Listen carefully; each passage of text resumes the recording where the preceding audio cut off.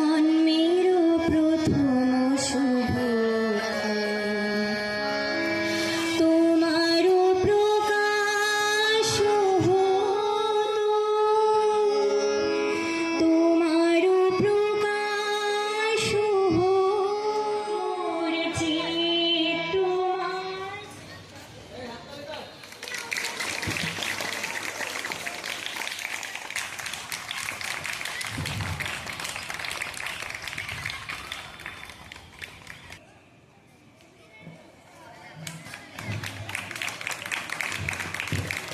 এবারে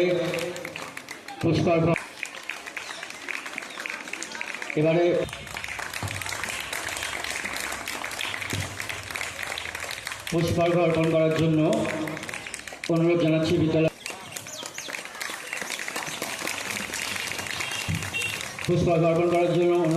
বিদ্যালয়ের সম্মানীয় শিক্ষক। এবারে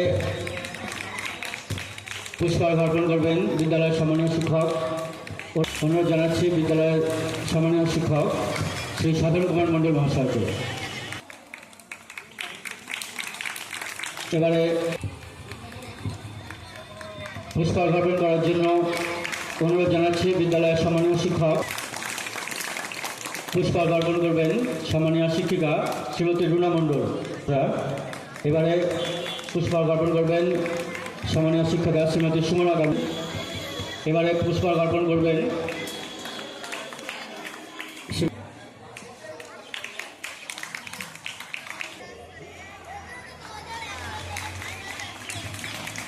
এরপর ছাত্রছাত্রী তথা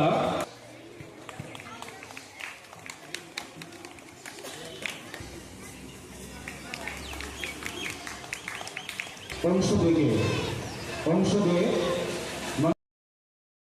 আনন্দে মাঠে মাঠে বেলা কাটে, সকাল হতে সন্ধে রৌদ্র ওঠে, বৃষ্টি পড়ে, পাশের বনে পাতা নড়ে। আমাদের ছোট নদী চলে আঁকে বাঁকে, বৈশাখ মাসে তার হাঁটু জল থাকে।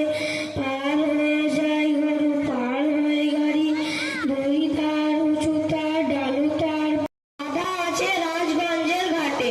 কারো কোনো কাজে লাগছে না তো, বোঝাই করা আছে কেবল পাটে।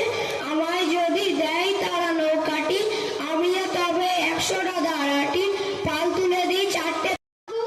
খোকারে তোর কোলে নিবি না গো, পাক দূরে ঘরের মাঝে কি যে বলিস আপন মনে। এখনো তোর হয়নি তো চুল বাঁধা, বৃষ্টিতে যায় মা। শিক্ষকবৃন্দ, শিক্ষিকাবৃন্দ, বিদ্যালয়ের শিক্ষাকর্মীরা, অভিভাবকবৃন্দ এবং আমার প্রিয় ছাত্র ছাত্রীরা, 25শে বৈশাখ প্রথা মেনেই প্রতি বছর আমরা এই দিনটি উদযাপন করি। তো স্বাভাবিক কারণেই আজকের বর্তমান যে প্রেক্ষাপট, সেই প্রেক্ষাপটে রবীন্দ্রনাথকে সঙ্গীত পরিবেশন করবে সঞ্চিতা পাল।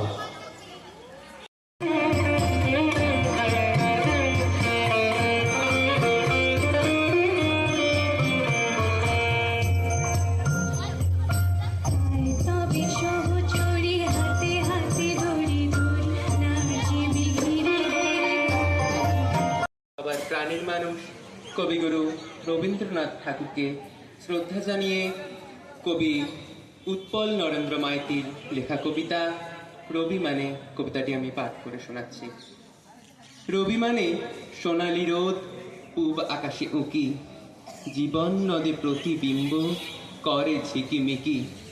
রবি মানে জীবন স্মৃতি, স্মৃতি কোঠায় হানা, ছোট্ট রবি একলা।